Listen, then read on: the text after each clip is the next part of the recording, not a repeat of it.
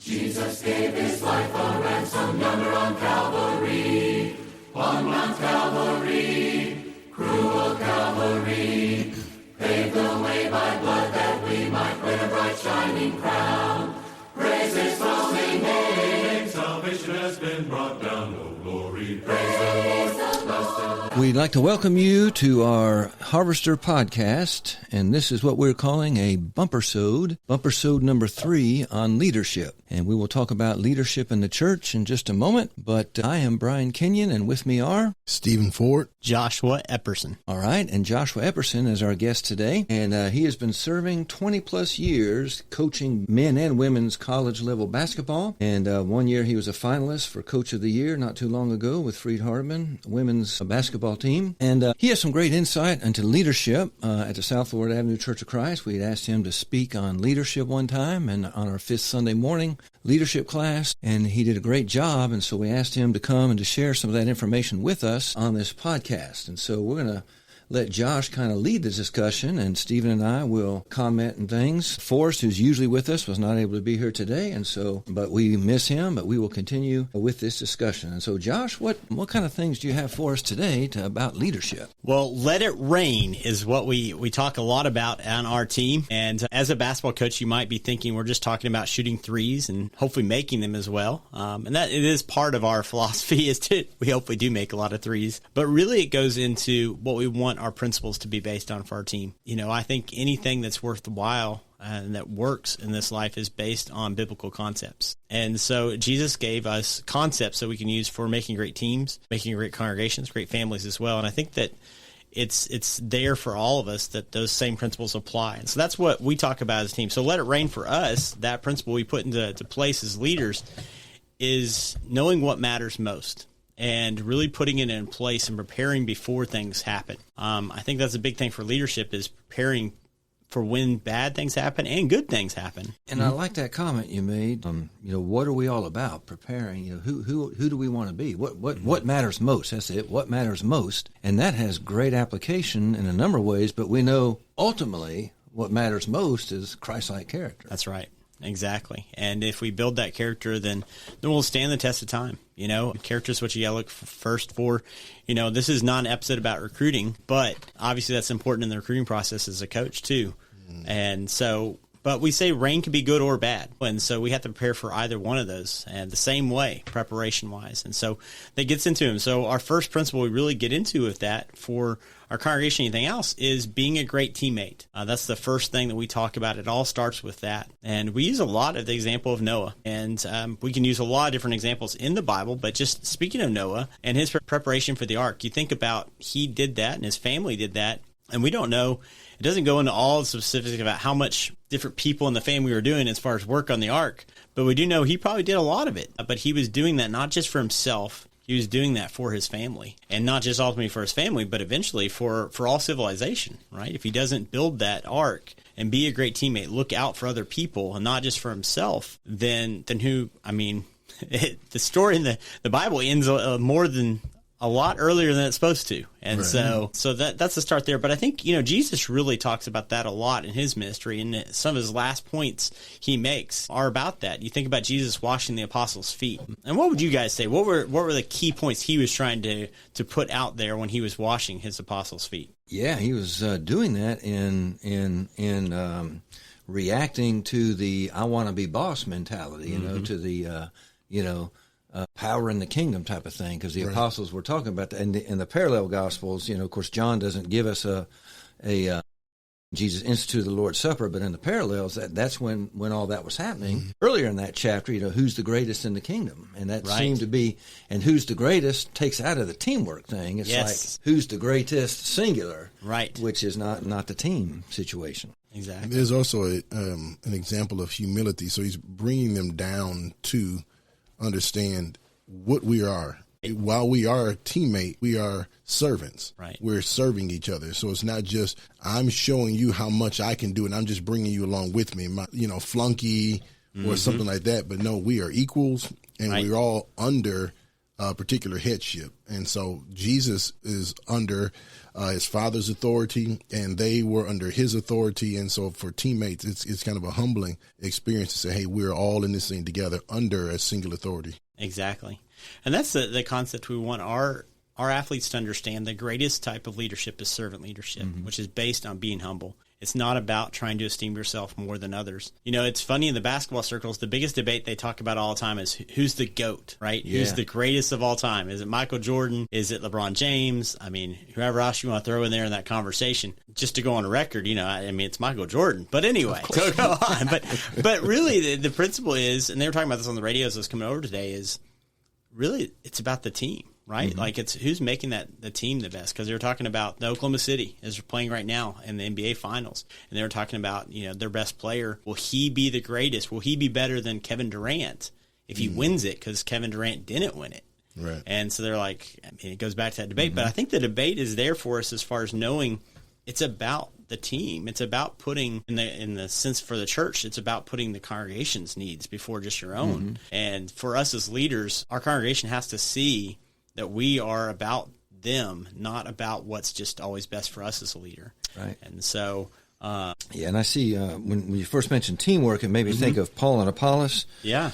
1 Corinthians 3:6, Paul says, I planted, Apollos watered, but God gave the increase. But notice, so then neither he who plants is anything, nor he who waters, but God who gives the increase. Now he who plants and he who waters are one, and each one will receive his own reward according to his own labor. For we are God's fellow workers, we are you are God's field, you are God's building. But notice the planter and the waterer, I mean, one's not any more important than the other, but together they're on the team. They're one as a team, and that's what makes it work. And of course, their goal is to spread the gospel and to, you know, spread the good news of Jesus. Exactly. Yeah, I don't want to jump ahead. This may be part of the bigger picture that you get into, but there's always a bigger picture. And so if you're an individual, there's a bigger picture, there's a team. But then if you think about it, there's a bigger picture, there's the university or, you know, the college, whatever you're playing for. And then you got to think there's a bigger picture, there's my family or, you know, the community. So even within the church, you know, there's me, then there's my fellow brothers, but then there's the congregation, well, then there's the kingdom. And so I got to be thinking there's always something bigger. Minimize it to just myself. We are cutting off so much of the blessing that there is being part of the body, part of the family of God. Yeah. And so we talk about, okay, so everybody says, well, be a great teammate. What does that mean? Like, what's actually the definition? So we tell them the definition of that is, are you making others around you better? Are they better because you're there? So as we talk about that in our walk and our faith and as a congregation, are you making others better when you walk into church on Sunday? And not just Sunday, obviously, or Wednesday, but are you making others better during the week too? You know, you're talking about that congregation or the kingdom. Are you making them better? Because it's one thing to be, we'll just throw this out there, and I hear a lot of people praise people maybe as great song leaders, right? Man, they are on pitch. They are doing a great job of that. Not taking anything away from that. But I think it's also one of those like, well, did you make the people actually think about the words of the music? Or were they just thinking about your voice? Sure. You know, is there a reflection on what really matters here are making others better and closer to Christ? Because if we lose the main point, then we've lost the main point there. So I think it's important for us to know, are we actually making them better for the bigger cause? Not just whether or not something looks good or sounds good, but whether or not it actually deep down is rooted in a better growth and actually growing closer to Christ. If it changes people's lives from the inward, their inward outward, then we know we've succeeded. Exactly. And I'm not saying we don't need great song leaders. But the term great can be relative. Great in what respect? Yes. And so, you know, great singer and a singer and a song leader are very different. You know, there's some people who are amazing singers, but they may not know how to lead a congregation with singing. So, you know, great is a relative term. Very, very true. And so, and I think as, you know, every congregation has different struggles with that. You know, this is off topic, but, you know, you talk about singing, for example. Some congregations don't really struggle with that. What I mean by that is they're just thankful that they have a song leader that week, you know, because there's such a small congregation. So they're not challenged with chasing how great can it just sound, you know, because I think as you get bigger, sometimes you can lose track of that. But I think that's true in a team and everything else. Sometimes as you get bigger, you have new challenges that arise. And you talked about humility. I think that's part of it too, is keeping that humility as you get bigger in different ways too. So the other things too that we ask is, do you add or subtract from the team or the church? You know, that's one of the things we ask them is like, are you adding to it? Or are you subtracting? Or, you know, are you just there? And obviously you're not being a great teammate if you're not adding to it. Are you on board? I know everybody says, "Oh, I'm on board." But are you really? Like, we're big on, we're winners, not whiners. And so making sure that, if you're always complaining about things, are you really being a great teammate? And then there are times for constructive criticism. Obviously, there's times for that, and it's needed. But I think a lot of times people can use that as an excuse to constantly be complaining about things. And I know even in the church, there are those that just all they want to do is nitpicks. Yes. You did this wrong, you did that wrong. And I think of preaching, like there's a brother, I was at a congregation one time where, man, I might make a grammatical mistake every 5 sermons or something. I don't know if I'm that good or not. But anyway, but that one grammatical mistake, he'll point that out and meet you at the foyer and just what kind of team member is that? Yeah. But anyway. It makes it tough. And it makes it tough for you as a leader if you think also that you're being critiqued that closely. But people do pay attention to you. I mean, and that's one thing we have to understand as leaders too. But everybody in their own way is leading in different ways within the church too. It looks a little different, but they all are looking at you. Whether you're a teenager, you're in some ways you're leading the preteens. The preteens are leading the toddlers. It just keeps going down the path there as far as somebody's looking at you. Yeah. And I heard a definition one time on leadership is, whenever you have influence over somebody for Christ, then to that extent you are a leader. Exactly. And that's across the board. I think the other thing we talk about being great teammates, we always talk about is quality time. I think it's really important for a congregation to understand quality time. And it's not always having the best programs or the most organized programs. Programs are great. That's fine. But sometimes you can be such a program-centered church that you lose track of the fact that you just want genuine, real, authentic fellowship where people are just doing things naturally together. And I think that when, you look at the early church right after Peter preaches that great sermon, everybody's repented, they're there in Jerusalem. What do? They're spending every moment together. And it doesn't talk about, man, they put in some great programs that just got them revved up. I mean, it's just natural that way, too. I think about when I was dating Kelly, we didn't have some step program of, okay, twice a month we're going to do this, and we're going to do this, we're going to do this, and nothing against it. Sometimes we have to have that marriage where you have to say that stuff, especially if you have kids, you have to start going back to that. But it naturally flew because it came together because we loved each other. Guess what we want to do? We want to be around each other. So it just happened, and that want to is a big part of this, is that if we truly are brothers in Christ and sisters in Christ with you, then we're going to want to be around. And that's going to make that being a great teammate so much better. Because, we talk about in basketball, like, you want to know, how does that shooter want that ball passed to him exactly? Well, you know that if you've been rebounding and hanging out with them and doing other things with them, not just maybe even practice. Right. So. Yeah, which side he does the layup better. Yeah, sure. That side, yeah. And where your position, you can get him the ball that way. Mm-hmm. Yeah. Yeah.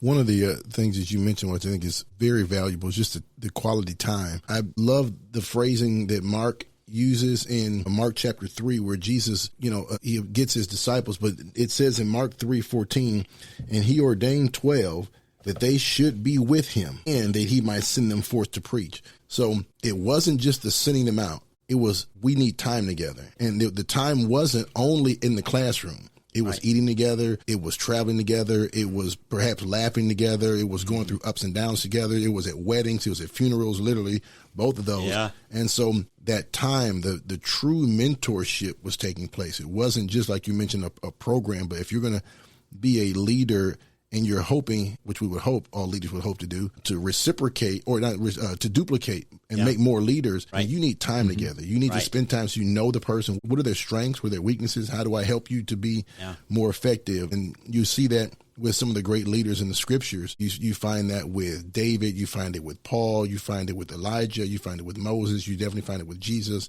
and these others who spent time with the individuals who were going to come after them, and so that they were able to function as a leader. But it took, as you said, that quality time. You make a great point, too, for leaders to understand. You're not going to be able to spend equal time with everyone, too. You have to prioritize spend, Jesus spent more time with his apostles, and he needed that. So he had a really deep relationship with them. And then he was able to spread them out to others. If you take that in a coaching realm, I spend more time. I have to coach up and spend time with my assistants. And then they're able to contribute more to our players, and I spend more time with our captains than I do with some others. It doesn't mean the others are less valuable. It just means leadership-wise, you have to invest in other leaders to develop and multiply leaders through that way, too.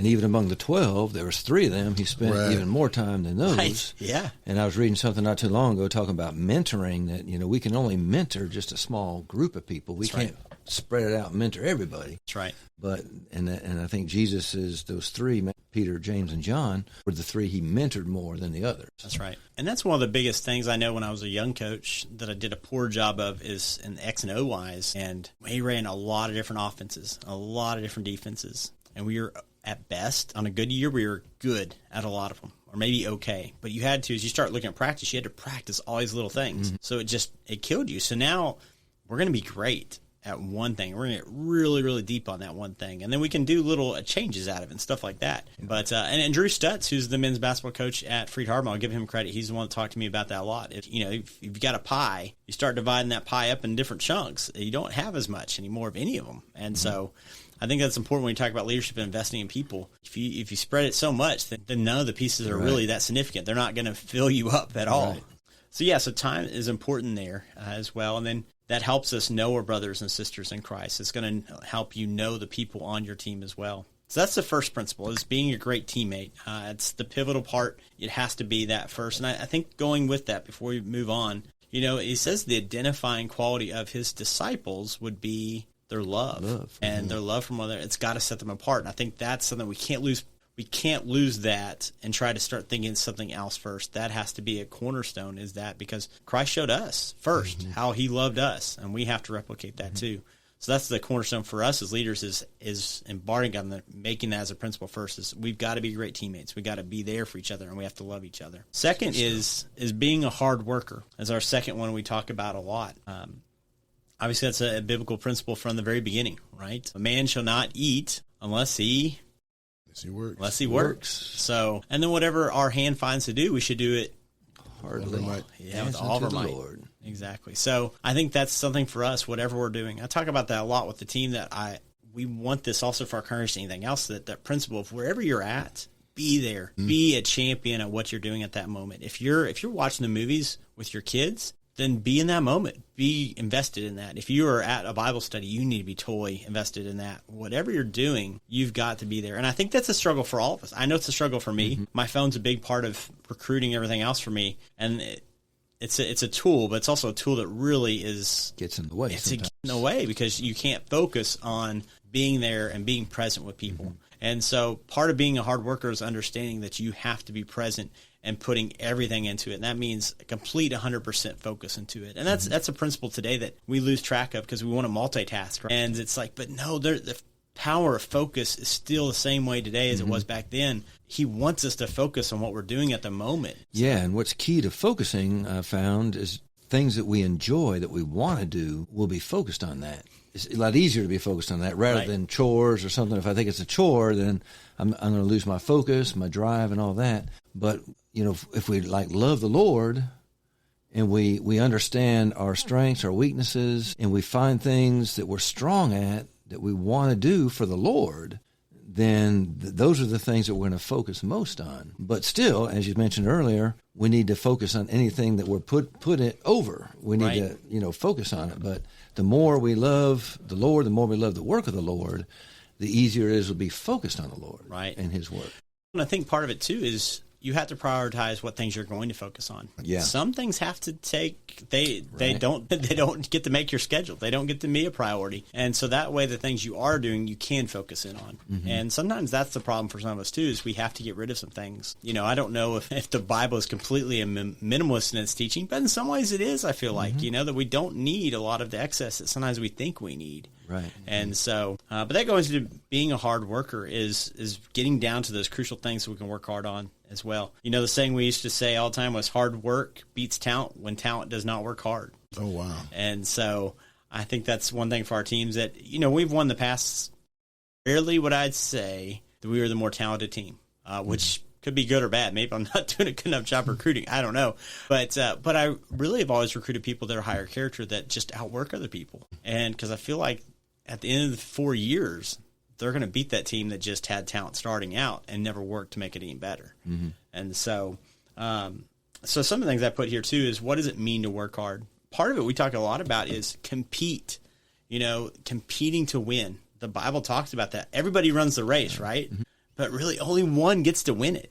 Gets the crown. Only one gets the crown. So you've got to compete in a way to do that. And that's whether that's competing to get to be in the kingdom of heaven someday, to get to be in heaven, or whether that's competing, whatever you're doing, compete to try to win it. Yeah, and I think that's a very good point because like Paul, of course, he uses that athletic imagery in 1 Corinthians 9:24 through 27. He uses it elsewhere too. But in the Christian race, everybody who finishes comes in first place. Right, absolutely. They win. Right. And the competition is not against fellow Christians, right. but it's against the world, against the devil. And we just focus on that, remember, because Paul said, I have fought a good fight. I have finished the course. It's an individual race, but it is done together in a sense. But individually, we're accountable. Individually, we're rewarded, we're punished, whatever. But I've kept the course. There's laid up for me a crown of righteousness, but not to me only, but to all them that love his appearing. Right. And it's just finish the race and you win. That's right. Everybody who finishes gets the gold. That's right. And then I think about in the book of Revelation a couple times you have, they sang a new song that only they could sing because only they went through those particular struggles and overcame. We have different struggles, but we can sing that new song at the end that no one else can sing because they didn't overcome the same struggles we did. Yeah. And so it's kind of individually based, but yet it's a collective. We're all together in this, but we have to individually run that race and find out what's good for it or what we can do good at and focus on that. Well, and part of it is knowing, just like if you're in an athletic endeavor, who is our competition? You said it's not your person across from you. That's not your competition. Your competition is the devil. He knows he's your competition, so hopefully you do, because if not, you're in the hell world. As a roaring lion seeking whom he may devour. That's right. That's exactly. So we are competing against him on a daily basis. Part of that is also giving the best of what we have. I think that's important for everyone to understand is it's not hard work is working in what you're best at too. And I think that's a really biblical thing is that, the hand not trying to be a foot and the elbow not trying to be a knee. Mm-hmm. Sometimes my knee, I think it thinks it's an elbow because it doesn't work too well. But I'm saying we got to try to do, and here's the reason I say that too is if you're constantly, let's say this, for example, let's say I'm a bad song leader. If I constantly think I've got to work harder and harder and harder in that area that's such a weakness for me, but yet maybe I'm the best artist or maybe I'm the best communicator and there's so many other things I could be working hard and better for the congregation than try. I'm not saying you shouldn't work at your weaknesses. On a basketball team, you have to do that too. But you need to find your strengths, and really that's working harder but also working smarter too for the kingdom is finding what those are. And that's really what's working hard too is finding what you're great at and do as much of it as you can. And it may not even be what you are comfortable with. Right. I talk to my girls a lot about what you're good at versus what you love doing. And those can be very different. You may get a job that you love doing, but you're not good at it. Or you may get a job that you're good at, but you don't love it. And so we want them to, find the thing. I think that you find the thing that you love more than the thing that you're good at. You can get better at what you love. But think of Jesus sending out the disciples or his apostles. I'm thinking about Paul in particular, how that Paul was reared to know the law effectively. I mean, he knew it. It seems you might say the term backward and forward. He knew the law. However, he was sent to the Gentiles. And that was just trouble at every turn. Right. It didn't matter what he was good at. It didn't matter what he was more, maybe versed in at the moment. The assignment was, I need you to go out and do this. And he was effective at it. And so could he have been more effective if he had gone and, been able to discuss the law with Jews? We don't know. That's not for us to determine. But what we do know is the assignment was, here's where I need you. And so within the kingdom is, here's where I need you. And I love 1 Corinthians in chapter 12, God placed the parts of the body in the body according to his will. So it's not, what I think, what I want, who I think, this guy's a better singer. This guy's a better communicator. This guy's a better cleaner. This gal in that case, is we are here to honor God, period. It doesn't matter what I think I'm doing, what I may want to do. I'm here to honor God. So if I want to honor God, then I'm going to be looking at the best way to utilize what I have and to help encourage others to utilize what they have. So when you see that, like in your case, as a coach, when you see that person, they may be bad at shooting, but man, they can pass, or they know how to set screens, whatever it is. So when that last, you got 3 seconds left in the game, you need to get your shooter the ball, put that person in to set the screen, because that's what they're good at. They might not get the shot, but if they get the screen to make the shot, then it's a victory. Exactly. No, that's key. And that's key too, is to have a great team. Everybody has to kind of realize and accept what their roles are. And sometimes those may even change. We've had some players had some players that were scout team players, and then next year all of a sudden they became the star player. But a scout team player never really gets to play much, but they're doing a lot in practice. But they're very important. So, and then last little part within working hard is energy. Energy is contagious, and making sure we have positive energy and not fake, but authentic, because fake energy obviously will go away. Now, I've always heard the saying, you guys probably have heard too, like fake it until you make it. But I think there's a part of that's real, you know. Hopefully you fake it until it's real like that. I mean, it's one of those things that, you know, it's genuine at some point too. But we need real energy. We want people to really to be excited about what they're doing. And I think that's part of working hard, you know, is that you have to have that energy as part of it. You know, I was raised in Kansas, so my grandfather was a great man. But one of the things that was great is I got to go out and work on the farm every summer with him. The energy he had every day, even in his 60s and 70s, we went out in that hot field, was just unreal. But it helped me as a fellow person out there working with him, because I'm like, if my grandpa in his 60s or 70s can have this type of energy, then how can I not have it at 13 years old, you know? But that energy is a big part of it as we're working hard.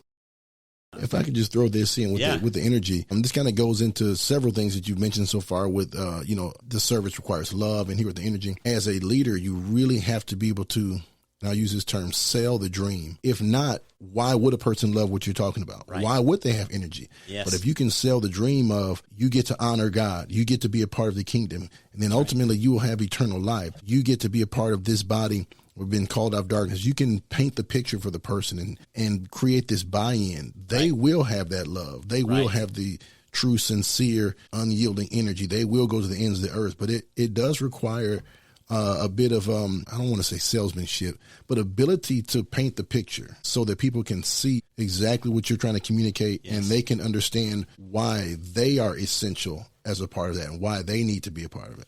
You know, it's one of the things. One of my daughters once was asking about how she wanted to talk to one of her teachers about going to church here. And I said, you know, one of the best things you can do is just tell them about the sermon, or tell them about, you know, your Bible class. Just share with them what you're going through. And if they see your excitement and they see it's genuine, then something naturally can come about that. I think the flip side of it that we have to be really important about is you could almost be anti-evangelizing if you're ever going and complaining about certain things that you're too. Because all of a sudden, I'm saying that that's one of the best things you can do. Well, then obviously the worst thing you do is go complain about something going there. Like, well, shoot, I'm not going to that congregation. Exactly. Yeah, that's a good thing. We have to mind our words. They do have power.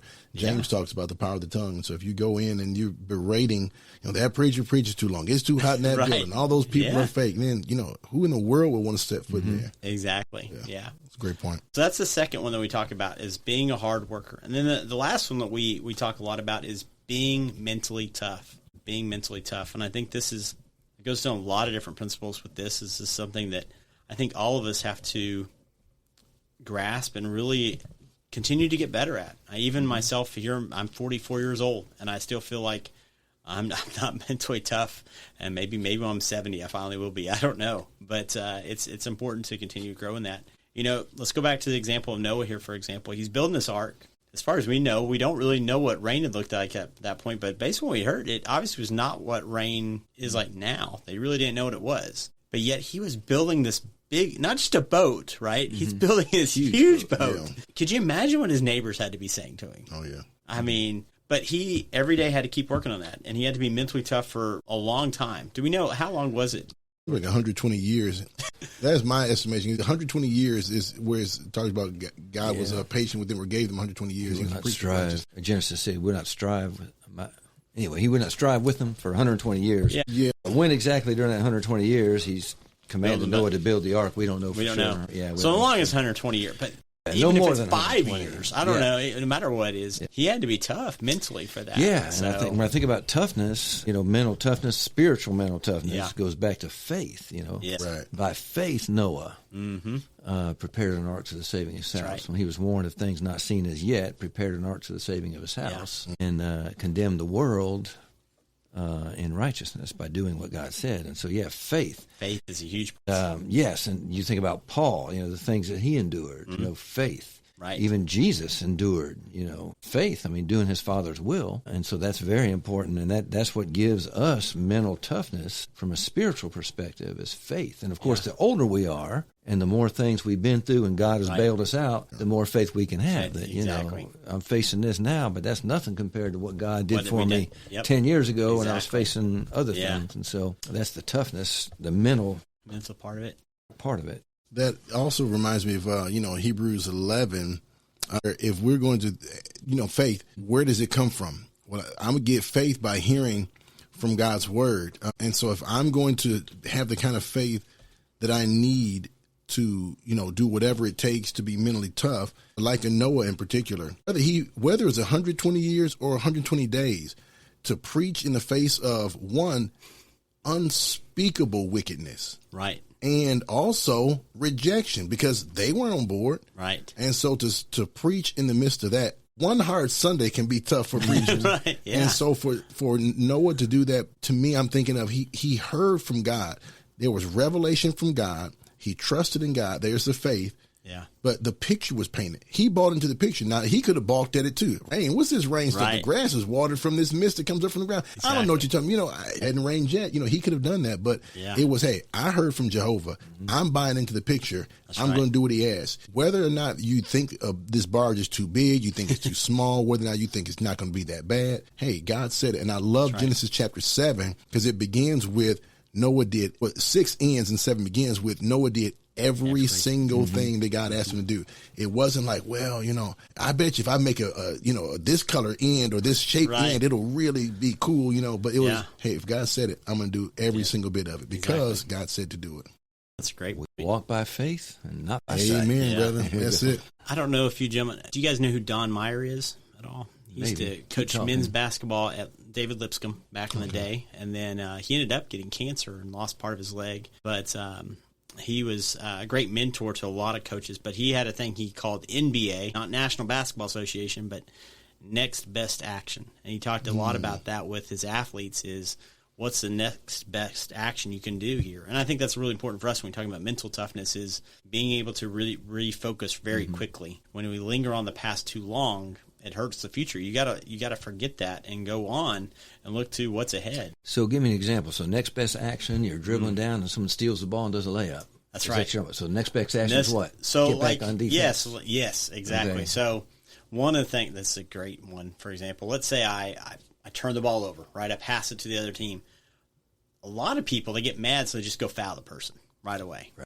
Well, next best action is, forget about that. You got to go back and get on defense. Play solid. Be defense. Mm-hmm. We always talk about that. That's a whole other drill we do called turnover transition, which is if you turn it over, your job is to go protect the basket. Right. So it really gets to that concept of, oh, man, I got to be the one that gets back now because I made the mistake. But you have to be thinking about the next best thing because if you're still thinking about the turnover, your team's out of You see that a lot, and you put the team at risk. You see especially, I watch a lot of basketball, and you'll see the guy turn over the ball or, there's a steal, and he turns to the ref, he's screaming, he's, looking for the call. And in the meantime, that player sprint down, he gets an easy layup because he's not thinking about the next best action. And that's the thing, too, is we can make one mistake and make it into two, which can make 3, 4. I mean, it can just keep spreading. And that's the key thing for us is, move on to the next thing. You mentioned Paul. I can't imagine how much he had to do that in his life. He goes from killing sinners to being part of destroying the early church to all of a sudden now he has got to completely forget that and turn to his next best action, which, okay, now I got to go convert people to Christianity. Now I have to, preach this. How do you flip that around and forgive yourself? I think that's a big thing we talk to him about is you have to be able to turn and forgive yourself quickly. He had to forgive. Obviously, God had forgiven him once he had done what he was supposed to do. Yeah. But he had to forgive himself, too. If he had always kept doing, and I'm sure it was a battle. It had to be a battle throughout his life. In fact, I was thinking, we just mentioned that, I thought of Philippians 3, where he talks about, I press toward the goal for the prize of the upward calling of God in Christ Jesus, Right. And this is after he talked about, he was a Hebrew of Hebrews and all this kind of stuff, but that he counted for dung. Right. Next best action. Yeah, you were killing Christians. You were sinful in that. The Lord opened his eyes, went to Ananias, was converted.